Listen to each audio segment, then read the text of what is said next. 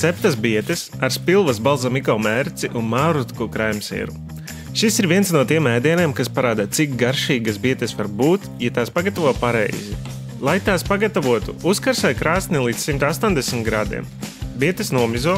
Jā, parasti bietes liek cepties ar visu mizu, tomēr man šķiet, ka šādi sanāk garšīgāk. Sagriez tās līdzīgos gabalos un ieliec bļodā. Pievieno eļļu, spilvas balzamiko mērci, sāli un piparus. Samaisi, lai viss vienmērīgi pārklājas. Tad pārcel bietes uz alumīnija folija, aizlauki to cieši ciet un liec uz cepamās plāts. Cep 30 līdz 40 minūtes. Kamēr bietes cepas, pagatavo arī mārutku krēmu. Bļodā sajauc krēmsieru ar spilva mārutkiem un šķipsniņu sāls, līdz iegosti viendabīgu, vieglu krēmu. Pasniedzot, uz šķīvi uzsmērē mārutku krēmu, pa virstu liec karsās bietes. Un, ja vēlies, pārslēdz ar nelielu daudzumu spilvas balzamiko mērces. Šis ēdiens ir ļoti kontrastains. Tumšās, siltās bietes un baltais viegli aso mārutku krēmsieras. Garša ir līdzsvarota un vizuāli, manuprāt, tā ir īsta svētku bauda.